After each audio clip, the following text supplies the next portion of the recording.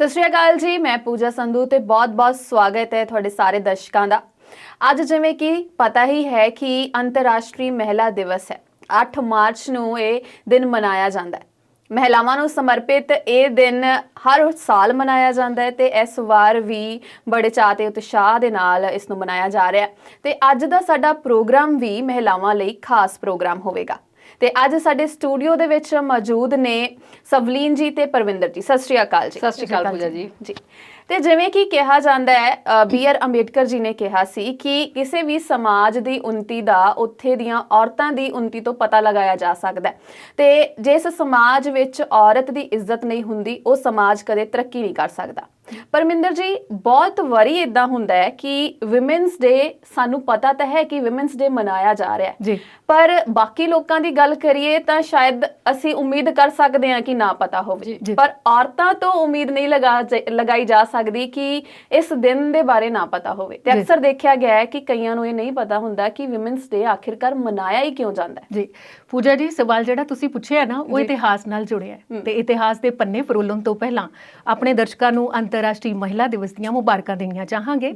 ਤੇ ਸਵਲੀਨ ਜੀ, ਤੁਹਾਨੂੰ ਵੀ ਤੇ ਪੂਜਾ ਜੀ, ਤੁਹਾਨੂੰ ਵੀ ਬਹੁਤ ਬਹੁਤ ਮੁਬਾਰਕਾਂ ਅੱਜ ਦੇ ਦਿਨ ਦੀਆਂ ਖਾਸ ਤੌਰ ਤੇ ਇਤਿਹਾਸ ਦੀ ਗੱਲ ਕਰੀਏ ਤੇ ਇਤਿਹਾਸ ਦਾ ਕੋਈ ਐਸਾ ਸਫਾ ਨਹੀਂ ਹੈ, ਪੰਨਾ ਨਹੀਂ ਹੈ ਜਿੱਦੇ ਚ ਮਹਿਲਾਵਾਂ ਦਾ ਜ਼ਿਕਰ ਨਾ ਹੋਵੇ। ਤੇ ਅੰਤਰਰਾਸ਼ਟਰੀ ਮਹਿਲਾ ਦਿਵਸ ਦੀ ਗੱਲ ਕਰ ਰਹੇ ਹਾਂ ਅੱਜ, ਤੇ 8 ਮਾਰਚ ਤਾਂ ਨਹੀਂ ਕਵਾਂਗੀ, ਪਰ 1908 ਦੀ ਇਹ ਘਟਨਾ ਹੈ ਜਦੋਂ ਔਰਤਾਂ ਜਿਹੜੀਆਂ ਇਸ ਫੀਲਡ ਦੇ ਵਿੱਚ ਅੱਗੇ ਵਧੀਆਂ। ਕਿਸ ਫੀਲਡ?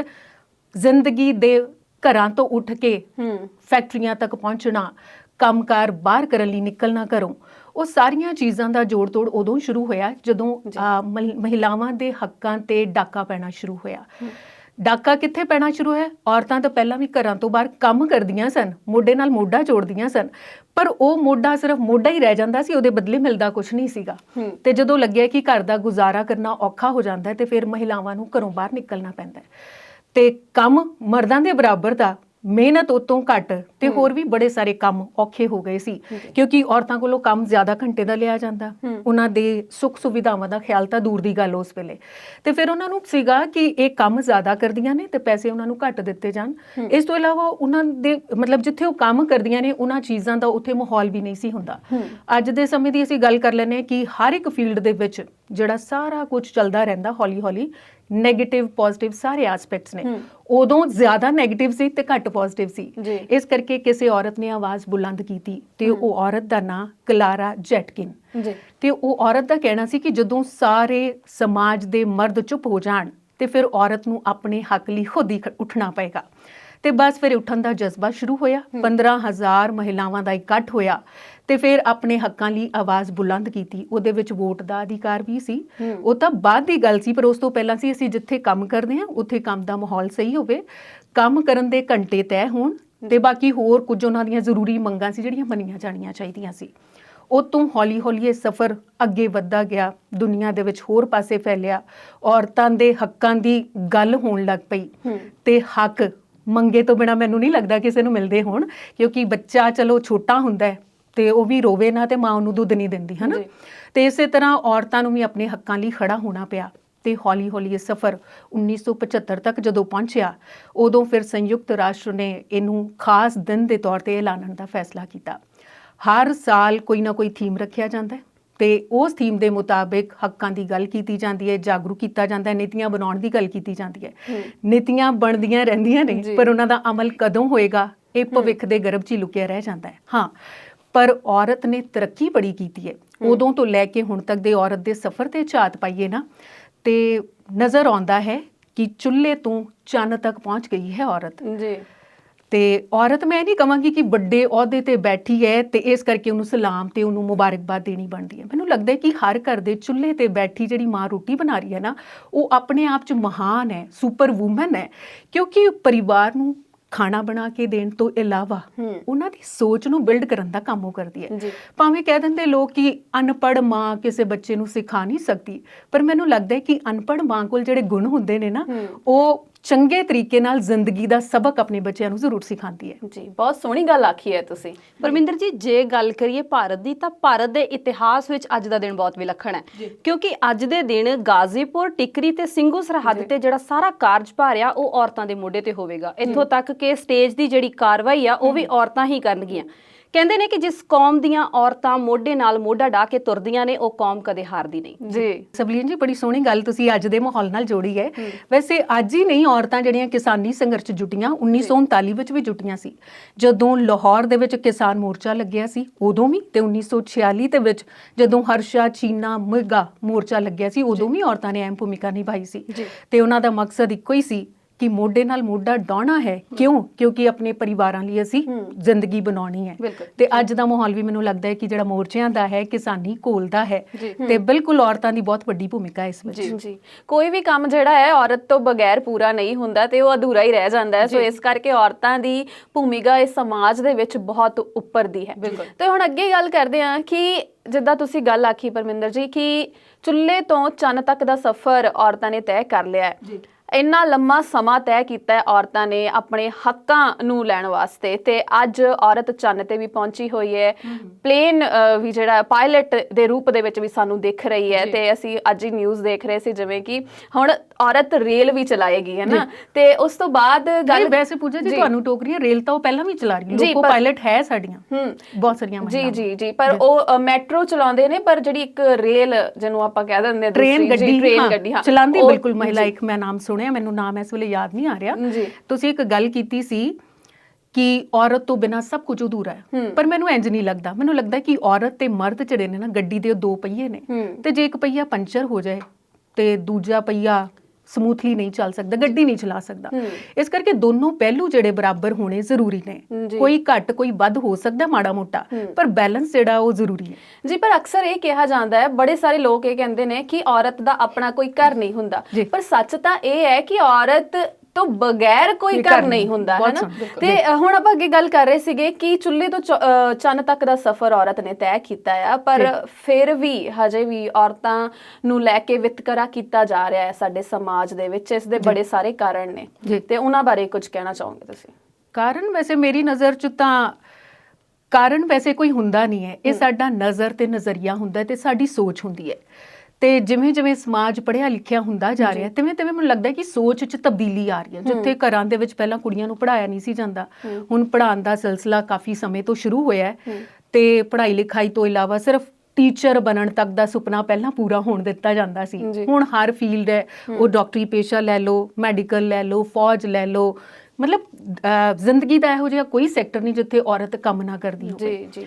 ਤੇ ਹੌਲੀ ਹੌਲੀ ਮੈਨੂੰ ਲੱਗਦਾ ਹੈ ਕਿ ਉਹ ਮਾਂ ਦੀ ਸੋਚ ਸੀ, ਉਹ ਮਾਂ ਦੇ ਸੁਪਨੇ ਸਨ, ਜਿਨ੍ਹਾਂ ਦੀ ਉਡਾਨ ਉਹਨਾਂ ਨੇ ਆਪਣੀ ਬੱਚੀਆਂ 'ਚ ਦੇਖੀ, ਤੇ ਫਿਰ ਉਸ ਉਡਾਨ ਨੂੰ ਪਰ ਮਿਲੇ। ਤੇ ਅੱਜ ਮਾਹੌਲ ਥੋੜਾ ਥੋੜਾ ਖੁੱਲਿਆ ਜ਼ਰੂਰ ਹੈ, ਪਰ ਹਜੇ ਪ੍ਰਵਾਸ ਬਾਕੀ ਹੈ, ਕਿਉਂਕਿ ਆਸਮਾਨ ਹਲੇ ਬੜਾ ਬਾਕੀ ਹੈ। ਜੀ ਪਰਮਿੰਦਰ ਜੀ, ਜੇ ਗੱਲ ਕਰੀਏ ਪਹਿਲੀ IPS ਆਫੀਸਰ ਕਿਰਨ ਬੇਦੀ ਦੀ, ਪਹਿਲੀ DGP ਕੰਚਨ ਭੱਟਾਚਾਰੀਆ ਦੀ, ਪਹਿਲੀ TV ਡਾਇਰੈਕਟਰ ਜਿਹੜੀ ਸੀ ਕਵਿਤਾ ਚੌਧਰੀ, ਤੇ ਲੋਕਾਂ ਨੂੰ ਹਸਾਉਣ ਵਾਲੀ ਭਾਰਤੀ, ਉਹ ਸਾਰੀਆਂ ਅੰਮ੍ਰਿਤਸਰ ਨਾਲ ਰਿਲੇਟਡ ਨੇ, ਅੰਮ੍ਰਿਤਸਰ ਜ਼ਿਲ੍ਹੇ ਨਾਲ ਸੰਬੰਧਿਤ ਨੇ, ਉਹ ਵੀ ਤੇ ਔਰਤਾਂ ਹੀ ਸਨ। ਜੇ ਅਸੀਂ ਵਿਤਕਰੇ ਦੀ ਗੱਲ ਕਰ ਰਹੇ ਹਾਂ, ਤੇ ਜਿਨ੍ਹਾਂ ਨੇ ਕੁਝ ਕਰਨਾ ਆ ਉਹ ਸਾਰਾ ਕੁਝ ਪਰੇ ਕਰਕੇ ਕਰ ਲੈਂਦੇ ਨੇ। ਜੀ, ਇਹ ਵੀ ਬੜੀ ਸੋਹਣੀ ਗੱਲ ਕੀਤੀ ਹੈ। ਵੈਸੇ ਗੱਲ ਤੁਸੀਂ ਅੱਜ ਦੇ ਮਾਹੌਲ ਦੀ ਕੀਤੀ, ਕਹਿਣ ਤੋਂ ਭਾਵ ਕਿ ਥੋੜਾ ਸਮਾਂ ਪਹਿਲਾਂ, ਕਿਉਂਕਿ ਹੁਣ ਤਾਂ ਅਹੁਦਿਆਂ ਤੇ ਵਿਰਾਜਮਾਨ ਨੇ, ਤੇ ਜਦੋਂ ਇਸ ਜ਼ਿੰਦਗੀ ਦੇ ਵਿੱਚ ਇੱਕ ਔਰਤ ਨੇ ਫੈਸਲਾ ਕੀਤਾ ਕਿ ਮੈਂ ਡਾਕਟਰ ਬਣਨਾ ਹੈ, ਤੇ ਉਹਨੂੰ ਕਿਹੋ ਜਿਹੀਆਂ ਮੁਸ਼ਕਲਾਂ ਦਾ ਸਾਹਮਣਾ ਕਰਨਾ ਪਿਆ ਹੋਵੇਗਾ, ਉਹ ਸੋਚਣ ਵਾਲੀ ਗੱਲ ਹੈ। ਕਿਉਂਕਿ ਕਿੰਨਾ ਸਮਾਂ ਪੁਰਾਣਾ, 1885 ਦੀ ਗੱਲ, 80-83 ਦੀ, ਹਨਾ। ਜੇ ਭਾਰਤ ਦੀ ਪਹਿਲੀ ਮਹਿਲਾ ਡਾਕਟਰ ਦੀ ਗੱਲ ਕਰੀਏ ਤਾਂ ਉਹਦਾ ਨਾਮ ਡਾਕਟਰ ਆਨੰਦ ਗੋਪਾਲ ਜੋਸ਼ੀ ਹੈ। ਗੋਪਾਲ ਉਹਦੇ ਹਸਬੈਂਡ ਦਾ ਨਾਮ। ਅਸੀਂ ਆਮ ਤੌਰ ਤੇ ਕਹਿ ਦਿੰਦੇ ਹਾਂ ਕਿ ਆਦਮੀ ਦੀ ਸਫਲਤਾ ਦੇ ਪਿੱਛੇ ਔਰਤ ਦਾ ਹੱਥ ਹੁੰਦਾ ਹੈ, ਪਰ ਮੈਨੂੰ ਲੱਗਦਾ ਹੈ ਕਿ ਜਿਹੜੀ ਔਰਤ ਸਫਲ ਹੈ ਨਾ, ਉਹਦੇ ਪਿੱਛੇ ਵੀ ਉਹਦੇ ਪਰਿਵਾਰ ਦਾ, ਉਹਦੇ ਘਰ ਵਾਲਿਆਂ ਦਾ ਬਹੁਤ ਵੱਡਾ ਹੱਥ ਹੁੰਦਾ ਹੈ। ਤੇ ਇਹ ਹੱਥ ਉਸ ਵੇਲੇ ਨਜ਼ਰ ਆਇਆ ਜਦੋਂ ਛੋਟੀ ਜਿਹੀ ਉਮਰ, ਯਾਨੀ 9 ਸਾਲ ਦੀ ਉਮਰ ਦੇ ਵਿੱਚ ਵਿਆਹ ਹੋ ਗਿਆ, 14 ਸਾਲ ਦੀ ਉਮਰ 'ਚ ਮਾਂ ਬਣ ਗਈ, 10 ਦਿਨਾਂ ਦਾ ਬੱਚਾ ਹੋਇਆ ਤੇ ਉਹਦੀ ਡੈਥ ਹੋ ਗਈ। ਤੇ ਫਿਰ ਉਸ ਵੇਲੇ ਮਨ ਦੇ ਵਿੱਚ ਇੰਨਾ ਦੁੱਖ, ਇੰਨਾ ਦਰਦ ਪੈਦਾ ਹੋਇਆ ਕਿ ਦਵਾਈ ਦੀ ਕਮੀ ਜਾਂ ਦਵਾਈ ਦੀ ਸੋਚ ਉਸ ਵੇਲੇ ਇੰਨੀ ਡਿਵੈਲਪ ਨਹੀਂ ਸੀ। ਤੇ ਫਿਰ ਸੋਚਿਆ ਕਿ ਜ਼ਿੰਦਗੀ ਦੇ ਵਿੱਚ ਡਾਕਟਰ ਬਣਨਾ ਹੈ, ਤੇ ਉਹ ਵੀ MD ਕਰਨਾ ਹੈ, MD ਦੀ ਡਿਗਰੀ ਜਿਹੜੀ ਆ ਉਹ ਹਾਸਲ ਕਰਨੀ ਹੈ। ਤੇ ਬਸ ਫਿਰ ਕੀ ਸੀ, ਇਹ ਸੋਚ ਆਨੰਦੀ ਦੀ ਨਹੀਂ ਸੀ, ਆਨੰਦ ਦੀ ਨਹੀਂ ਸੀ, ਬਲਕਿ ਉਹਦੇ ਪਤੀ ਦੀ ਸੀ, ਜਿਹੜਾ ਕਿ ਖੁਦ ਇੱਕ ਕਲਰਕ ਸੀ ਤੇ ਉਹਦਾ ਮਨ ਸੀ ਕਿ ਮੈਂ ਆਪਣੀ ਪਤਨੀ ਨੂੰ ਡਾਕਟਰ ਹੀ ਬਣਾਉਣਾ ਹੈ। ਤੇ ਇੱਥੇ ਮੈਂ ਗੱਲ ਕਹੂੰਗੀ ਬਾਲ ਵਿਆਹ ਦੀ ਉਮਰ ਸੀ ਉਸ ਵੇਲੇ ਜਦੋਂ ਉਹਦਾ ਵਿਆਹ ਹੋਇਆ ਸੀ ਨਾ, ਇੱਕ ਗੱਲ 29 ਸਾਲ ਦੀ ਉਹਦੇ ਪਤੀ ਦੀ ਉਮਰ ਸੀ, ਏਜ ਡਿਫਰੈਂਸ ਬਹੁਤ ਜ਼ਿਆਦਾ ਸੀ। ਇਸ ਕਰਕੇ ਉਹਦੇ ਪਤੀ ਨੂੰ ਲੱਗਦਾ ਸੀ ਕਿ ਇਹ ਤੇ ਦਬਾਅ ਪਾਇਆ ਜਾ ਸਕਦਾ ਹੈ ਤੇ ਉਹ ਦਬਾਅ ਉਹਨੇ ਪੜ੍ਹਾਈ ਲਈ ਯੂਜ਼ ਕੀਤਾ ਕਿ ਇਹਨੂੰ ਪੜ੍ਹਾਇਆ ਜਾਏ। ਤੇ ਪੈਸੇ ਵੀ ਇੰਨੇ ਜ਼ਿਆਦਾ ਨਹੀਂ ਸੀ। ਫਿਰ ਮਿਸ਼ਨਰੀ ਕਾਲਜ ਜਿੱਥੇ ਇੱਥੇ ਐਡਮਿਸ਼ਨ ਕੋਲਕਾਤਾ 'ਚ ਦਵਾਈ ਤੇ ਉਸ ਤੋਂ ਬਾਅਦ ਮਿਸ਼ਨਰੀ ਕਾਲਜ ਨੂੰ ਲੈਟਰ ਲਿਖੀ ਗਈ ਤੇ ਉਹ ਲੈਟਰ ਐਕਸੈਪਟ ਹੋ ਗਈ ਤੇ ਉਹਨਾਂ ਨੂੰ ਮੌਕਾ ਮਿਲ ਗਿਆ ਵਿਦੇਸ਼ 'ਚ ਜਾ ਕੇ ਪੜ੍ਹਨ ਦਾ। ਤੇ ਉਹ ਉੱਥੇ ਦਾ ਸਫ਼ਰ ਵੀ ਇੰਨਾ ਸੌਖਾ ਨਹੀਂ ਸੀ, ਪਰ ਉਹਨਾਂ ਹਾਲਾਤਾਂ ਦੇ ਵਿੱਚ ਵੀ ਉਹਨਾਂ ਨੇ ਜ਼ਿੰਦਗੀ ਨੂੰ ਜੀਆ।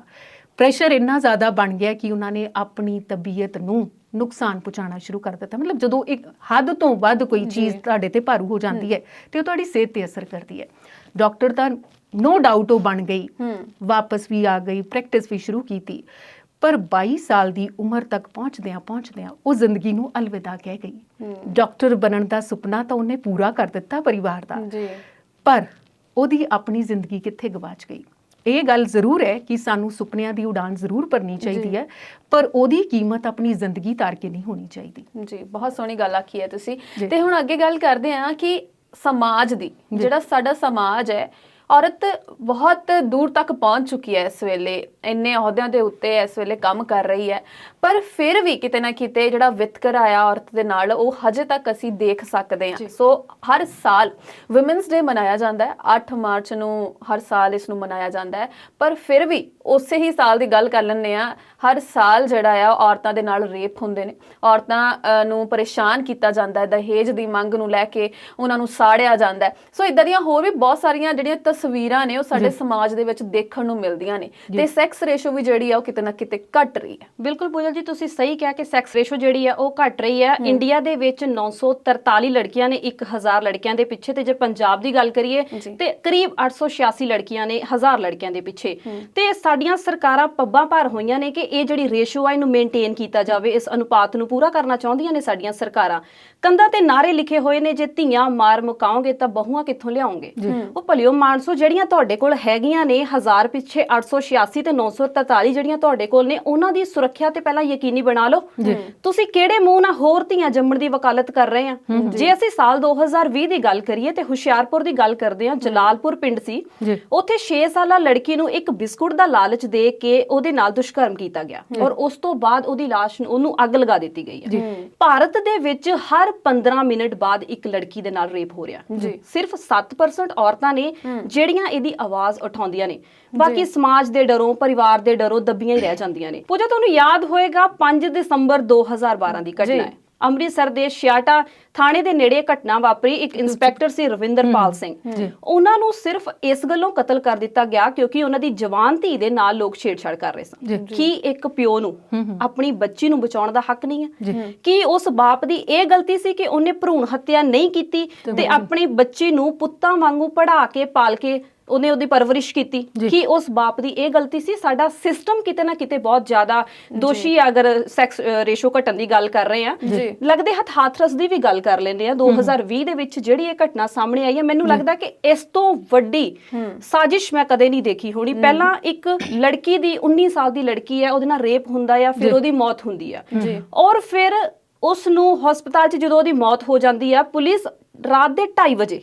ਉਸ ਦਾ ਸੰਸਕਾਰ ਕਰ ਦਿੰਦੀ ਹੈ ਤੇ ਪਰਿਵਾਰ ਨੂੰ ਘਰ ਦੇ ਅੰਦਰ ਲੌਕ ਕਰ ਦਿੰਦੀ ਹੈ। ਔਰ ਪਰਿਵਾਰ ਤੇ ਪ੍ਰੈਸ਼ਰ ਬਣਾਇਆ ਜਾਂਦਾ ਹੈ ਕਿ ਤੁਸੀਂ ਇਹਦੇ ਬਾਰੇ ਕੁਝ ਬੋਲਣਾ ਨਹੀਂ ਹੈ। ਵੱਡੇ ਆਲਾ ਅਧਿਕਾਰੀ ਉਹਨਾਂ ਦੇ ਕੋਲ ਜਾਂਦੇ ਨੇ ਔਰ ਉਹਨਾਂ ਨੂੰ ਇਹ ਕਹਿੰਦੇ ਨੇ ਕਿ ਮੀਡੀਆ ਅੱਜ ਤੁਹਾਡਾ ਸਾਥ ਦੇ ਰਿਹਾ, ਕੱਲ ਨੂੰ ਇਹਨਾਂ ਨੇ ਘਰੋਂ ਘਰੀ ਮੁੜ ਜਾਣਾ ਤੇ ਤੁਸੀਂ ਸਾਡੀ ਗੱਲ ਸੁਣੋ, ਆਪਣੇ ਬਿਆਨ ਬਦਲੋ। ਉਹਨਾਂ ਨੂੰ ਘਰ ਦੇ ਅੰਦਰ ਲੌਕ ਕੀਤਾ ਜਾਂਦਾ, ਉਹਨਾਂ ਦੇ ਫੋਨ ਖੋਲੇ ਜਾਂਦੇ ਨੇ ਔਰ ਇੱਥੋਂ ਤੱਕ ਕਿ ਇੱਕ PR ਏਜੰਸੀ ਹਾਇਰ ਕੀਤੀ ਜਾਂਦੀ ਹੈ ਜਿਹੜੀ ਪੂਰਾ ਜ਼ੋਰ ਲਗਾਉਂਦੀ ਹੈ ਕਿ ਰੇਪ ਹੋਇਆ ਹੀ ਨਹੀਂ। ਕਿ ਅਸੀਂ ਸਿਸਟਮ ਨੂੰ ਹੀ ਗਾਲਾਂ ਕੱਢਾਂਗੇ, ਇੱਥੇ ਸਿਸਟਮ ਨੂੰ ਹੀ ਮੰਦਾ ਚੰਗਾ ਬੋਲਾਂਗੇ। ਇਹ ਮੈਨੂੰ ਲੱਗਦਾ ਕਿ ਬਹੁਤ ਵੱਡਾ ਕਾਰਨ ਆ ਸੈਕਸ ਰੇਸ਼ੋ ਘਟਣ ਦਾ, ਕਿਉਂਕਿ ਸਾਡੀਆਂ ਧੀਆਂ ਸੁਰੱਖਿਅਤ ਹੀ ਨਹੀਂ ਆ। ਜਿੰਨਾ ਚਿਰ ਸਾਡੀ ਧੀ ਪੜ੍ਹ ਲਿਖ ਕੇ ਘਰ ਨਹੀਂ ਆਉਂਦੀ, ਇੱਕ ਮਾਂ ਦੀ ਜਾਨ ਮੁੱਠੀ 'ਚ ਰਹਿੰਦੀ ਹੈ ਕਿ ਸਹੀ ਸਲਾਮਤ ਮੇਰੀ ਧੀ ਘਰੇ ਵਾਪਸ ਆ ਜਾਏ।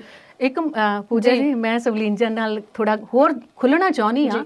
ਗੱਲ ਇਹ ਤੁਸੀਂ ਕੀਤੀ ਹੈ ਕਿ ਇੱਕ ਘਟਨਾ 2 ਘਟਨਾਵਾਂ ਦਾ ਜ਼ਿਕਰ ਕੀਤਾ। ਮੈਨੂੰ ਲੱਗਦਾ ਹੈ ਕਿ ਆਲੇ ਦੁਆਲੇ ਝਾਤ ਮਾਰੋ ਨਾ ਤੇ ਬਹੁਤ ਸਾਰੀਆਂ ਐਸੀਆਂ ਘਟਨਾਵਾਂ ਨੇ ਜਿਹੜੀਆਂ ਮੀਡੀਆ 'ਚ ਆ ਹੀ ਨਹੀਂ ਪਾਉਂਦੀਆਂ, ਕਿਉਂਕਿ ਮੀਡੀਆ ਉਹ ਪੱਖ ਦਿਖਾਉਂਦਾ ਨਹੀਂ ਹੈ। ਮੀਡੀਆ ਭਾਵੇਂ ਅੱਜ ਦੇ ਸਮੇਂ 'ਚ ਬੜਾ ਪਾਵਰਫੁਲ ਹੋ ਗਿਆ ਪਰ ਉਹ ਪਾਵਰ ਮੈਨੂੰ ਲੱਗਦਾ ਹੈ ਕਿ ਸਿਰਫ ਪੈਸੇ ਅੱਗੇ ਚੱਲਦੀ ਹੈ ਤੇ ਇਸ ਕਰਕੇ ਬਹੁਤ ਸਾਰੀਆਂ ਘਟਨਾਵਾਂ ਅੰਦਰ ਖਾਤੇ ਬੰਦ ਹੋ ਜਾਂਦੀਆਂ ਨੇ। ਘਰ ਦੇ ਮਾਹੌਲ ਦੀ ਗੱਲ ਕਰੀਏ ਤੇ ਘਰ ਦੇ ਮਾਹੌਲ ਤੋਂ ਹੀ ਬਹੁਤ ਕੁਝ ਸਿੱਖਣ ਨੂੰ ਮਿਲਦਾ ਸਾਨੂੰ ਦੁਨੀਆ ਦੇ ਸਾਹਮਣੇ ਤਾਕਤਵਰ ਬਣ ਕੇ ਖੜੇ ਹੋਣ ਦਾ ਹੌਸਲਾ ਸਾਡੇ ਪਰਿਵਾਰ ਤੋਂ ਮਿਲਦਾ ਹੈ। ਦੁਨੀਆ ਦੇ ਸਾਹਮਣੇ ਡਰ ਕੇ ਰਹਿਣ ਦਾ ਤਰੀਕਾ ਸਾਡਾ ਪਰਿਵਾਰ ਹੀ ਸਿਖਾਉਂਦਾ ਹੈ। ਕੁੜੀ ਨੂੰ ਛੋਟੇ ਹੁੰਦੇ ਕਹਿ ਦਿੱਤਾ ਜਾਂਦਾ ਵੀ ਡੈਡੀ ਘਰ ਆ ਗਏ ਨੇ ਤੇ ਤੁਸੀਂ ਜ਼ਿਆਦਾ ਉੱਚੀ ਹੱਸਣਾ ਨਹੀਂ ਆ ਜਾਂ ਬਹਿਣਾ ਇਸ ਤਰੀਕੇ ਨਾਲ ਹੈ। ਤਾਂ ਉਹ ਸਾਰੀਆਂ ਚੀਜ਼ਾਂ ਬੜੀਆਂ ਹਲੂਣ ਦੇਣ ਵਾਲੀਆਂ। ਸੂਰਜ ਡੁੱਬ ਗਿਆ ਤੇ ਤੂੰ ਘਰੇ ਆ ਜਾ, ਹੁਣ ਤੂੰ ਬਾਹਰ ਨਹੀਂ ਜਾਣਾ, ਕਿਤੇ ਨਾ ਕਿਤੇ ਅਸੀਂ ਆਪ ਹੀ ਡਰਪੋਕ ਆਪਣੀਆਂ ਧੀਆਂ ਨੂੰ ਬਣਾ ਦਿੰਦੇ ਆ। ਜੀ ਤੇ ਉਹੀ ਗੱਲ ਦੇ ਨਾਲ ਗੱਲ ਜੋੜ ਰਹੀ ਹਾਂ ਕਿ ਇੱਕ ਪਾਸੇ ਤਾਂ ਸਰਕਾਰਾਂ ਇਹ ਦਾਅਵਾ ਕਰਦੀਆਂ ਨੇ ਕਿ ਅਸੀਂ ਔਰਤਾਂ ਨੂੰ ਜਾਂ ਬੱਚੀਆਂ ਨੂੰ ਬਚਾਉਣ ਵਾਸਤੇ ਬਹੁਤ ਵੱਡੇ ਉਪਰਾਲੇ ਕਰ ਰਹੇ ਹਾਂ ਤੇ ਦੂਸਰੇ ਪਾਸੇ ਹੀ ਜੇ ਦੇਖਿਆ ਜਾਵੇ ਜਿਵੇਂ ਕਿ ਤੁਸੀਂ ਹਾਥਰਸ ਦੀ ਘਟਨਾ ਦਾ ਜ਼ਿਕਰ ਕੀਤਾ ਕਿ ਦੂਸਰੇ ਪਾਸੇ ਹੀ ਸਰਕਾਰਾਂ ਹੀ ਨੇ ਜਿਹੜੀਆਂ ਕਿ ਇਦਾਂ ਦੇ ਕੇਸਿਸ ਨੂੰ ਲੁਕਾਉਣ ਦੀ ਵੀ ਕੋਸ਼ਿਸ਼ ਕਰਦੀਆਂ ਨੇ। ਹਾਥਰਸ ਵਿੱਚ ਇਹੀ ਕੁਝ ਹੋਇਆ ਜੀ। ਤੇ ਹੁਣ ਅੱਗੇ ਵਧਦੇ ਹਾਂ ਤੇ ਗੱਲ ਕਰਦੇ ਹਾਂ ਕਿ ਕਿਤੇ ਨਾ ਕਿਤੇ ਕੀ ਲੱਗਦਾ, ਕਿਉਂਕਿ ਅਸੀਂ ਹੁਣ ਡਿਸਕਸ਼ਨ ਕਰ ਰਹੇ ਹਾਂ ਤੇ ਕੀ ਲੱਗਦਾ ਹੈ ਕਿ ਫਿਲਮੀ ਦੁਨੀਆ ਦਾ ਸੋਸ਼ਲ ਮੀਡੀਆ ਦਾ ਕਿ ਪ੍ਰਭਾਵ ਹੈ ਇਹਨਾਂ ਸਾਰੀਆਂ ਗੱਲਾਂ ਨੂੰ ਲੈ ਕੇ? ਤੇ ਪੂਜਾ ਜੀ ਬਿਲਕੁਲ ਇਹਨਾਂ ਨੇ ਠੀਕ ਕਿਹਾ ਪਰ ਜਵਾਬ ਪਹਿਲਾਂ ਮੈਂ ਦੇਣਾ ਚਾਹੁੰਦੀ ਹਾਂ। ਸੱਚਮੁੱਚ ਮੀਡੀਆ ਦਾ ਪ੍ਰਭਾਵ ਹੈਗਾ ਕਿਉਂਕਿ ਘਟਨਾਵਾਂ ਪਹਿਲਾਂ ਵੀ ਹੁੰਦੀਆਂ ਹੋਣਗੀਆਂ। ਉਹ ਮੀਡੀਆ ਦੀ ਤਾਕਤ ਨਹੀਂ ਸੀ ਕਿ ਉਹ ਨਹੀਂ ਦਿਖਾਉਂਦੇ ਸੀ ਜਾਂ ਉਦੋਂ ਇੰਨਾ ਪਪੂਲਰ ਨਹੀਂ ਸੀ ਮੀਡੀਆ, ਹੋਂਦ ਵਿੱਚ ਨਹੀਂ ਸੀ, ਪਰ ਉਸ ਵੇਲੇ ਦੀ ਇੱਕ ਚੰਗੀ ਗੱਲ ਜ਼ਰੂਰ ਸੀ। ਇੱਕ ਪਿੰਡ ਦੀ ਧੀ ਜਿਹੜੀ ਹੈ ਉਹ ਸਾਰੇ ਪਿੰਡ ਦੀ ਧੀ ਹੁੰਦੀ ਸੀ ਤੇ ਅੱਜ ਕੱਲ ਤੇ ਘਰ ਦੇ ਵਿੱਚ ਚਾਚੇ ਤਾਏ ਦੇ ਬੱਚੇ ਹੀ ਆਪਸ ਵਿੱਚ ਭੈਣ ਭਰਾ ਦਾ ਰਿਸ਼ਤਾ ਪੂਰੀ ਤਰ੍ਹਾਂ ਨਹੀਂ ਨਿਭਾ ਪਾ ਰਹੇ ਤੇ ਮੀਡੀਆ ਉਸ ਤੋਂ ਜ਼ਿਆਦਾ ਪ੍ਰਭਾਵਸ਼ਾਲੀ ਹੈ ਕਿਉਂਕਿ ਮੀਡੀਆ ਨੇ ਹੀ ਦਿਖਾਇਆ ਰੇਪ ਕਰਨ ਦਾ ਸੀਨ, ਕਾਲਜ ਦੇ ਵਿੱਚ ਜਾ ਕੇ ਲੜਕੀਆਂ ਨੂੰ ਛੇੜਨ ਦਾ ਸਿਸਟਮ। ਆਮ ਤੌਰ ਤੇ ਅਸੀਂ ਵੀ ਕਾਲਜ ਜਾਂਦੇ ਹਾਂ, ਤੁਸੀਂ ਵੀ ਜਾਂਦੇ ਹੋ, ਵੀ ਗਏ, ਸਾਰੇ ਜਾਂਦੇ ਆ, ਪਰ ਉੱਥੇ ਦਾ ਮਾਹੌਲ ਉਹ ਨਹੀਂ ਹੈ ਜਿਹੜਾ ਟੀਵੀ 'ਚ ਮੀਡੀਆ 'ਚ ਦਿਖਾਇਆ ਜਾਂਦਾ ਹੈ, ਫਿਲਮਾਂ 'ਚ ਦਿਖਾਇਆ ਜਾਂਦਾ ਹੈ। ਸੀਰੀਅਲ ਦੀ ਗੱਲ ਕਰੀਏ ਤੇ ਸੀਰੀਅਲ ਵਿੱਚ ਇੱਕ ਹਸਬੈਂਡ ਵਾਈਫ ਦੇ ਕਿੰਨੇ ਸਾਰੇ ਰਿਸ਼ਤੇ ਨਿਕਲ ਆਉਂਦੇ ਨੇ, ਪਹਿਲਾ ਬੱਚਾ, ਚੌਥਾ ਬੱਚਾ, ਫਿਰ 2 ਵਿਆਹ, 3 ਵਿਆਹ। ਇਹ ਸਾਰਾ ਕੁਝ ਸਮਾਜ ਦੀ ਅਸਲ ਤਸਵੀਰ ਨਹੀਂ ਹੈ, ਕੁਝ ਉਹਦੇ 'ਚ ਐਡ ਆਨ ਕੀਤਾ ਜਾਂਦਾ ਉਹਦੀ ਪਪੂਲੈਰਿਟੀ ਲਈ ਤੇ ਫਿਰ ਉਹ ਪਪੂਲੈਰਿਟੀ ਕਦੋਂ ਹਕੀਕਤ ਦਾ ਰੂਪ ਧਾਰ ਲੈਂਦੀ ਹੈ ਸਾਨੂੰ ਪਤਾ ਵੀ ਨਹੀਂ ਲੱਗਦਾ ਕਿਉਂਕਿ ਉਹਦੇ ਲਈ ਕੋਈ ਐਫਰਟ ਵੱਡੀ ਸਕਰੀਨ ਬਾਹਰ ਨਹੀਂ ਜਾਣਾ ਪੈਂਦਾ। ਉਹ ਬੁੱਧੂ ਬਾਕਸ ਹੈ ਨਾ, ਵਰਤੋਂ ਤਾਂ ਚੰਗਿਆਈ ਲਈ ਵਰਤ ਲੈਂਦੇ ਲੋਕ ਤੇ ਨਾ ਵਰਤਣਾ ਹੋਏ ਤੇ ਬੁਰਾਈ ਤਾਂ ਹੈ ਹੀ ਹੈ। ਬਹੁਤ ਸਾਰੇ ਐਸੇ ਸੀਰੀਅਲ ਨੇ ਜਿਹੜੇ ਦਰਦਨਾਕ ਘਟਨਾਵਾਂ ਦਾ ਬਿਆਨ ਕਰਦੇ ਨੇ। ਉਹਨਾਂ ਦਾ ਮਕਸਦ ਭਾਵੇਂ ਕੁਝ ਹੋਰ ਹੁੰਦਾ ਹੋਏ ਪਰ ਉਹ ਤੋਂ ਸਿੱਖਣ ਵਾਲੇ ਲੋਕ ਗਲਤ ਚੀਜ਼ਾਂ ਜ਼ਿਆਦਾ ਜਲਦੀ ਸਿੱਖ ਲੈਂਦੇ ਨੇ। ਬਹੁਤ ਸਾਰੇ ਹੱਤਿਆ ਕੇਸ ਜਾਂ ਕੋਈ ਵੀ ਲੜਾਈ ਝਗੜੇ ਦੀਆਂ ਘਟਨਾਵਾਂ ਕਹਿੰਦੇ ਅਸੀਂ ਉਸ ਟੀਵੀ ਸੀਰੀਅਲ 'ਚ ਦੇਖਿਆ ਸੀ, ਬੈਂਕ ਡਕੈਤੀ ਦਿਖਾਈ ਸੀ, ਉਹਦੀ ਹੱਤਿਆ ਕੀਤੀ ਸੀ ਤੇ ਮੈਂ ਉੱਥੋਂ ਇਹ ਸਾਰਾ ਆਈਡੀਆ ਕੈਪਚਰ ਕੀਤਾ ਤੇ ਉਹ ਤੇ ਅਮਲ ਕੀਤਾ। ਮੈਨੂੰ ਲੱਗਦਾ ਹੈ ਕਿ ਪ੍ਰਭਾਵ ਕਾਫੀ ਵੱਧ ਗਿਆ। ਮਤਲਬ ਕਿ ਆਈਡੀਆ ਜਿਹੜੇ ਨੇ ਉਹ ਫਿਲਮੀ ਜਗਤ ਜਾਂ ਫਿਰ ਮੀਡੀਆ ਖੁਦ ਹੀ ਲੋਕਾਂ ਨੂੰ ਦਿੰਦਾ ਹੈ ਕਿ ਤੁਸੀਂ ਇਸ ਤਰੀਕੇ ਨਾਲ ਕਰ ਸਕਦੇ ਹੋ ਅਗਰ ਤੁਸੀਂ ਕੁਝ ਘਟਨਾ ਮਤਲਬ ਕਰਨੀ ਹੈ। ਪੂਜਾ ਜੀ ਮੈਂ ਇਹਦੇ ਵਿੱਚ ਕੁਝ ਐਡ ਆਨ ਕਰਨਾ ਚਾਹੂੰਗੀ ਕਿ ਸਾਡੇ ਚਹੇਤੇ ਚਿਹਰੇ ਜਿਹੜੇ ਨੇ ਉਹ ਔਰਤ ਖਿਲਾਫ ਭੱਦਾ ਲਿਖਦੇ ਨੇ, ਭੱਦਾ ਗਾਉਂਦੇ ਨੇ ਔਰ ਲੋਕ ਸੁਣਦੇ ਨੇ। ਉਹ ਚਿਹਰੇ ਨੇ, ਇਹ ਉਹ ਲੋਕ ਨੇ ਜਿਨ੍ਹਾਂ ਨੂੰ ਹਰ ਰਾਹ ਜਾਂਦੀ ਲੜਕੀ ਜਾਂ ਤਾਂ ਮਸ਼ੂਕ ਲੱਗਦੀ ਹੈ ਜਾਂ ਵੱਧ ਚੱਲਣ ਲੱਗਦੀ ਹੈ। ਜਿਸ ਦਿਨ ਇਹਨਾਂ ਨੂੰ ਉਹ ਲੜਕੀਆਂ ਆਪਣੀ ਮਾਂ ਵਰਗੀਆਂ ਲੱਗਣਗੀਆਂ, ਆਪਣੀ ਭੈਣ ਵਰਗੀਆਂ ਲੱਗਣਗੀਆਂ, ਆਪਣੀ ਧੀ ਵਰਗੀਆਂ ਲੱਗਣਗੀਆਂ ਤੇ ਮੈਨੂੰ ਲੱਗਦਾ ਕਿ ਇਹਨਾਂ ਦੀ ਕਲਮ ਕਦੇ ਗੰਦਾ ਲਿਖ ਨਹੀਂ ਪਾਊਗੀ ਔਰ ਗਾਉਣ ਵਾਲਾ ਕਦੇ ਗੰਦਾ ਗਾ ਨਹੀਂ ਪਾਊਗਾ ਔਰ ਸੁਣਨ ਵਾਲਾ ਕਦੇ ਸੁਣ ਨਹੀਂ ਪਾਊਗਾ। ਨਹੀਂ ਸਵਲੀਨ ਜੀ ਇੱਥੇ ਮੈਂ ਰੋਕਣਾ ਚਾਹਾਂਗੀ, ਗਾਇਕ ਨੂੰ ਪੁੱਛੋ ਨਾ ਵੀ ਤੁਸੀਂ ਇਹੋ ਜੀ ਸ਼ਬਦਾਵਲੀ ਵਾਲੇ ਗੀਤ ਕਿਉਂ ਗਾਉਂਦੇ ਹੋ ਜਿਹਦੇ 'ਚ ਨਸ਼ੇ ਨੂੰ ਪ੍ਰਮੋਟ ਹੈ, ਹਥਿਆਰਾਂ ਨੂੰ ਹੈ, ਲੜਕੀਆਂ ਨੂੰ ਹੈ, ਤਾਂ ਉਹਨਾਂ ਦਾ ਜਵਾਬ ਹੁੰਦਾ ਲੋਕ ਸੁਣਦੇ ਨੇ। ਤੇ ਉਹ ਸਾਡੇ ਤੇ ਹੀ ਆ ਜਾਂਦਾ ਸਵਾਲ ਕਿ ਅਸੀਂ ਕਿਉਂ ਸੁਣਦੇ ਹਾਂ, ਕਿਉਂ ਪ੍ਰਮੋਟ ਕਰਦੇ ਹਾਂ, ਕਿਆ ਸਾਨੂੰ ਸਮਝ ਨਹੀਂ? ਉਹ ਸੁਣਾ ਰਹੇ ਨੇ ਤਾਂ ਲੋਕ ਸੁਣ ਰਹੇ ਨੇ ਨਾ, ਤੁਸੀਂ ਨਾ ਸੁਣਾਓ ਅਸੀਂ ਨਹੀਂ ਸੁਣਦੇ, ਚੰਗਾ ਸੁਣਾਓ ਅਸੀਂ ਚੰਗਾ ਸੁਣਾਂਗੇ। ਪਰ ਜੀ ਕਹਿੰਦੇ ਨਾ ਕਿ ਸਮਾਂ ਬਦਲਦਾ ਹੈ ਤੇ ਸਮੇਂ ਦੇ ਬਦਲਣ ਦੇ ਨਾਲ ਬਹੁਤ ਸਾਰੀਆਂ ਚੀਜ਼ਾਂ ਬਦਲ ਜਾਂਦੀਆਂ ਨੇ ਤੇ ਜਿਸ ਨੇ ਰੋਟੀ ਖਾਣੀ ਹੈ ਉਸਨੇ ਰੋਟੀ ਕਮਾਉਣ ਦੇ ਢੰਗ ਵੀ ਲੱਭਣੇ ਨੇ। ਸੋ ਅਸੀਂ ਇਹ ਗੱਲ ਨੂੰ ਉਹਦੇ ਨਾਲ ਜੋੜ ਸਕਦੇ ਹਾਂ ਕਿਉਂਕਿ ਜੇ ਸਿੰਗਰ ਗਾ ਰਿਹਾ ਤੇ ਉਹ ਆਪਣੀ ਰੋਟੀ ਕਮਾ ਰਿਹਾ ਤੇ ਅਗਰ ਉਹਨੂੰ ਰੋਟੀ ਏਦਾਂ ਕੁਝ ਗਾ ਕੇ ਮਿਲ ਰਹੀ ਹੈ ਕਿਉਂਕਿ ਚੰਗਾ ਜੇ ਗਾਉਂਦਾ ਹੈ ਤੇ ਕੋਈ ਸੁਣਦਾ ਨਹੀਂ, ਜੇ ਏਦਾਂ ਕੁਝ ਗਾਉਂਦਾ ਤੇ ਉਹਨੂੰ ਰੋਟੀ ਮਿਲਦੀ ਹੈ ਤਾਂ ਫਿਰ ਉਹ ਆਪਣੀ ਰੋਟੀ ਚਲਾ ਰਿਹਾ। ਆਦਤ ਵੀ ਤਾਂ ਉਹੀ ਪਾ ਰਿਹਾ ਨਾ ਮਾੜਾ ਸੁਣਾ। ਉਹੀ ਗੱਲ ਹੈ ਕਿ ਸਮਾਂ ਪਹਿਲਾਂ ਚੰਗਿਆਈ ਦਾ ਵੀ ਸੀ, ਹੁਣ ਇਹ ਸਮਾਂ ਆਇਆ ਤੇ ਆਸ ਕਰਦੇ ਹਾਂ ਕਿ ਅਗਲਾ ਸਮਾਂ ਫਿਰ ਤੋਂ ਦੁਬਾਰਾ ਤੋਂ ਚੰਗਿਆਈ ਦਾ ਆਵੇ। ਅੱਗੇ ਗੱਲ ਕਰਦੇ ਹਾਂ ਕਿ ਐਜੂਕੇਸ਼ਨ ਸਿਸਟਮ ਦੇ ਬਾਰੇ ਅਸੀਂ ਅਕਸਰ ਗੱਲ ਕਰਦੇ ਹਾਂ ਕਿ ਸਾਡੇ ਸਮਾਜ ਦਾ ਐਜੂਕੇਸ਼ਨ ਸਿਸਟਮ ਕਿੱਦਾਂ ਦਾ ਹੈ। ਪਿਛਲੇ ਬਹੁਤ ਸਮੇਂ ਤੋਂ, ਲੰਮੇ ਸਮੇਂ ਤੋਂ ਅਸੀਂ ਦੇਖ ਰਹੇ ਹਾਂ ਕਿ ਕੁੜੀਆਂ ਨੂੰ ਪੜ੍ਹਾਉਣ ਵੱਲ ਵੀ ਅੱਗੇ ਤੋਰਿਆ ਜਾ ਰਿਹਾ ਹੈ ਤੇ ਹੁਣ ਜੇ ਰੇਸ਼ੋ ਚੈੱਕ ਕਰੀਏ ਤਾਂ ਪਹਿਲਾਂ ਜਿੱਥੇ ਘੱਟ ਰੇਸ਼ੋ ਸੀ ਹੁਣ ਉਹ ਰੇਸ਼ੋ ਵੱਧ ਗਈ ਹੈ ਪੜ੍ਹਾਈ ਲਿਖਾਈ ਦੇ ਮਾਮਲੇ ਦੇ ਵਿੱਚ। ਤੇ ਕੀ ਲੱਗਦਾ ਹੈ ਕਿ ਕੁੜੀਆਂ ਦੇ ਪੜ੍ਹਨ ਲਿਖਣ ਦੇ ਨਾਲ ਇਸ ਸਮਾਜ ਦੇ ਉੱਤੇ ਕੁਝ ਅਸਰ ਪਿਆ?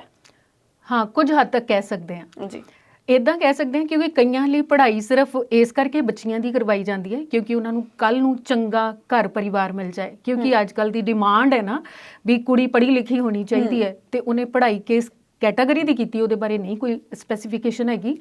ਪਰ ਪੜ੍ਹਾਈ ਲਿਖਾਈ ਜ਼ਰੂਰੀ ਨਹੀਂ ਕਿ ਪੜ੍ਹੇ ਲਿਖੇ ਨਾਲ ਹੀ ਸਮਾਜ ਬਦਲਿਆ ਜਾ ਸਕਦਾ। ਮੈਨੂੰ ਲੱਗਦਾ ਹੈ ਕਿ ਘੱਟ ਪੜ੍ਹੀਆਂ ਲਿਖੀਆਂ ਔਰਤਾਂ, ਅਨਪੜ੍ਹ ਵੀ ਨੇ ਕਈ, ਜਿਹੜੀਆਂ ਉਹ ਵੀ ਆਪਣੀ ਜ਼ਿੰਦਗੀ 'ਚ ਸੰਘਰਸ਼ ਕਰਕੇ ਆਪਣੇ ਪਰਿਵਾਰ ਨੂੰ ਪਾਲ ਰਹੀਆਂ ਨੇ। ਮੈਂ ਜ਼ਿਕਰ ਕਰਦੀ ਹਾਂ ਕੁਲਦੀਪ ਕੌਰ ਦਾ। ਇਹ ਕੁਲਦੀਪ ਕੌਰ ਕਿਉਂ ਮੈਨੂੰ ਚੇਤੇ ਆਈ? ਕਿਉਂਕਿ ਉਹਨੂੰ ਮਾਣ ਹਾਸਲ ਹੈ, ਮਾਣ ਕਵਾਂ, ਸਨਮਾਨ ਕਵਾਂ, ਜਾਂ ਸਾਡੇ ਸਮਾਜ ਦੀ ਦਿੱਖ ਕਵਾਂ, ਜਿਵੇਂ ਮਰਜ਼ੀ ਸਮਝ ਲੈਣਾ। ਕੁਲਦੀਪ ਕੌਰ ਪੰਜਾਬ ਦੀ ਮਹਿਲਾ ਚੌਕੀਦਾਰ ਬਣਨ ਦਾ ਮਾਣ ਹਾਸਲ ਹੈ। ਚੌਕੀਦਾਰ ਬਣਨ ਦਾ ਸੁਪਨਾ ਉਹਨੇ ਕਦੀ ਨਹੀਂ ਸੀ ਦੇਖਿਆ। ਪਰਿਵਾਰ ਚੱਲਦਾ ਸੀ ਕਿਉਂਕਿ ਉਹਦਾ ਹਸਬੰਡ ਚੌਕੀਦਾਰੀ ਕਰਦਾ ਸੀ। ਉਹਦੀ ਅਚਾਨਕ ਮੌਤ ਨੇ ਉਹਨੂੰ ਝੰਜੋੜ ਦਿੱਤਾ, ਤੇ ਉਹ ਮਹਿਲਾ ਜਿਹਨੂੰ ਅਸੀਂ ਨਾਜ਼ੁਕ ਕਲੀ ਕਹਿੰਦੇ ਆ, ਦੁਸ਼ਮਣ ਝਪਟ ਲੈਣਗੇ, ਠੀਕ ਹੈ, ਇਹੋ ਜਿਹੀਆਂ ਚੀਜ਼ਾਂ ਨਾਲ ਅਸੀਂ ਦਿਮਾਗ ਦੇ ਵਿੱਚ ਸੋਚਦੇ ਹਾਂ। ਪਰ ਉਹਨੇ ਡੰਡਾ ਫੜਿਆ, ਟਾਰਚ ਫੜੀ ਤੇ ਪਿੰਡ ਦੀ ਚੌਕੀਦਾਰੀ ਸ਼ੁਰੂ ਕੀਤੀ, ਤੇ ਮਿਹਨਤਾਨਾ 750 ਰੁਪਏ ਤੋਂ ਸ਼ੁਰੂ ਹੋਇਆ, ਹੌਲੀ ਹੌਲੀ 1250 ਹੋਇਆ। ਪਰਿਵਾਰ ਦੇ ਵਿੱਚ 3 ਧੀਆਂ ਤੇ 2 ਪੁੱਤਾਂ ਦੀ ਪੜ੍ਹਾਈ ਲਿਖਾਈ। ਅੱਜ 65 ਸਾਲ ਉਹਦੀ ਉਮਰ ਹੋ ਗਈ ਹੈ। ਉਸ ਔਰਤ ਨੂੰ ਸਲਾਮ ਕਰਨਾ ਬਣਦਾ ਹੈ ਜਿਨੇ ਉਹ ਮੁਸ਼ਕਿਲ ਦੀਆਂ ਘੜੀਆਂ ਦੇ ਵਿੱਚ ਆਪਣੇ ਪਰਿਵਾਰ ਨੂੰ ਸੰਭਾਲਿਆ। ਸਮਾਜ ਨੇ ਉਹਨੂੰ ਵੀ ਨਹੀਂ ਛੱਡਿਆ, ਗੱਲਾਂ ਉਹਨੂੰ ਵੀ ਸੁਣਾਈਆਂ ਹੋਣਗੀਆਂ।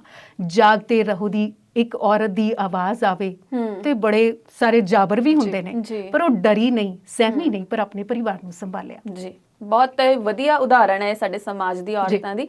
ਤੇ ਹੁਣ ਅਸੀਂ ਗੱਲ ਕਰਦੇ ਹਾਂ, ਸਾਰਾਂਸ਼ ਇਸ ਮੁੱਦੇ ਦਾ ਕੱਢਦੇ ਹਾਂ ਕਿ ਆਖਿਰਕਾਰ ਇਸ ਸਾਰੀਆਂ ਗੱਲਾਂ ਦਾ ਜ਼ਿੰਮੇਵਾਰ ਕੌਣ ਹੈ? ਕਿਉਂਕਿ ਜੇਕਰ ਅਸੀਂ ਸਮਾਜ ਨੂੰ ਦੋਸ਼ ਦਿੰਦੇ ਹਾਂ ਤੇ ਸਮਾਜ ਵੀ ਬਹੁਤ ਸਾਰੇ ਸਵਾਲ ਉਠਾਉਂਦਾ ਹੈ, ਜੇ ਸਰਕਾਰ ਨੂੰ ਦੋਸ਼ ਦਿੰਦੇ ਹਾਂ ਤਾਂ ਸਰਕਾਰ ਦੇ ਕੋਲ ਵੀ ਬਹੁਤ ਸਾਰੇ ਜਵਾਬ ਨੇ।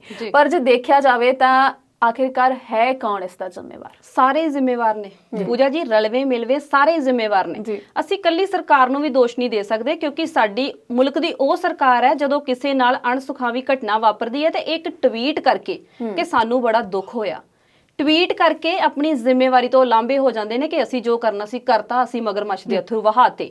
ਸਿਸਟਮ ਜ਼ਿੰਮੇਵਾਰ ਹੈ। ਇਹਨਾਂ ਕੋਲ ਬਾਹਰਲੇ ਮੁਲਕਾਂ ਵਰਗੇ ਕਾਨੂੰਨ ਕਿਉਂ ਨਹੀਂ ਹੈਗੇ? ਜਦੋਂ ਕਿਸੇ ਔਰਤ ਨਾਲ, ਕਿਸੇ ਲੜਕੀ ਦੇ ਨਾਲ ਦੁਸ਼ਕਰਮ ਹੁੰਦਾ ਆ, ਕਿਉਂ ਤੁਸੀਂ ਇੰਨੀ ਸਖਤ ਸਜ਼ਾ ਕਿਉਂ ਨਹੀਂ ਦਿੰਦੇ? ਸਮਾਜ ਜ਼ਿੰਮੇਵਾਰ ਹੈ ਕਿਉਂਕਿ ਸਮਾਜ ਦੋਗਲਾ। ਜਦੋਂ ਤੇ ਕਿਸੇ ਔਰਤ ਦੇ ਪੈਸੇ ਦੀ ਗੱਲ ਕੀਤੀ ਜਾਂਦੀ, ਜਦੋਂ ਕੋਈ ਧੀ ਦੇ ਪੈਸੇ ਲੈਂਦਾ ਤੇ ਕਹਿੰਦੇ ਨੇ ਬੇਇੱਜ਼ਤੇ ਨੇ, ਤੇ ਜਦੋਂ ਪੁੱਤ ਵਿਆਹਣ ਲੱਗਿਆ, ਪੁੱਤ ਦਾ ਸੌਦਾ ਹੁੰਦਾ ਤੇ ਕਹਿੰਦੇ ਅਸੀਂ ਇੱਜ਼ਤਦਾਰ ਆ। ਮੁੱਛਾਂ ਨੂੰ ਤਾ ਦੇ ਕੇ ਕਹਿੰਦੇ ਨੇ 15 ਲੱਖ ਦੀ ਗੱਡੀ ਆਈ ਹੈ, ਮੈਨੂੰ ਨਹੀਂ ਪਤਾ ਕਿਹੜੇ ਨੱਕ ਨਾਲ ਉਸ ਗੱਡੀ ਦੇ ਵਿੱਚ ਬਹਿ ਜਾਂਦੇ ਨੇ। ਔਰਤ ਜ਼ਿੰਮੇਵਾਰ ਹੈ ਕਿਉਂਕਿ ਸਮਾਜ ਔਰਤ ਦੀ ਬੁੱਕਲ ਚੋਂ ਨਿਕਲਦਾ। ਸਾਰੇ ਹੀ ਰਲਵੇਂ ਮਿਲਵੇਂ ਜ਼ਿੰਮੇਦਾਰ ਨੇ। ਸਾਨੂੰ ਸਾਰਿਆਂ ਨੂੰ ਆਪਣੇ ਹੱਕ ਪਛਾਣਨੇ ਪੈਣਗੇ। ਔਰਤਾਂ ਨੂੰ ਆਪਣੇ ਅਧਿਕਾਰਾਂ ਬਾਰੇ ਸੋਚਣਾ ਪਵੇਗਾ, ਕਿਉਂਕਿ ਅਸੀਂ ਇੱਕ ਨਵੇਂ ਸਮਾਜ ਦੀ ਸਿਰਜਣਾ ਕਰਨੀ ਆ। ਫਿਰ ਹੀ ਜਦੋਂ ਸਾਰੇ ਆਪਣੀ ਆਪਣੀ ਜ਼ਿੰਮੇਵਾਰੀ ਨਿਭਾਉਣਗੇ, ਫਿਰ ਹੀ ਇਸ ਮਹਿਲਾ ਦਿਵਸ ਨੂੰ ਮਨਾਉਣ ਦਾ ਅਸਲੀ ਸਵਾਦ ਆਊਗਾ। ਨਹੀਂ ਤੇ ਫਿਰ ਹਰ ਸਾਲ 8 ਮਾਰਚ ਨੂੰ ਮਹਿਲਾ ਦਿਵਸ ਆਊਗਾ, ਅਖਬਾਰਾਂ ਤੇ ਫੋਟੋਆਂ ਲੱਗਣਗੀਆਂ, ਤੇ 9 ਮਾਰਚ ਨੂੰ ਸਾਨੂੰ ਚੇਤਾ ਭੁੱਲ ਜਾਣਾ ਕਿ ਕੱਲ ਕੀ ਸੀ। ਜੀ, ਸਵਲੀਨ ਜੀ ਨੇ ਬੜੀ ਸੋਹਣੀ ਗੱਲ ਆਖੀ, ਪਰ ਮੈਂ ਇੱਥੇ ਸਮੇਟਣਾ ਚਾਹਾਂਗੀ।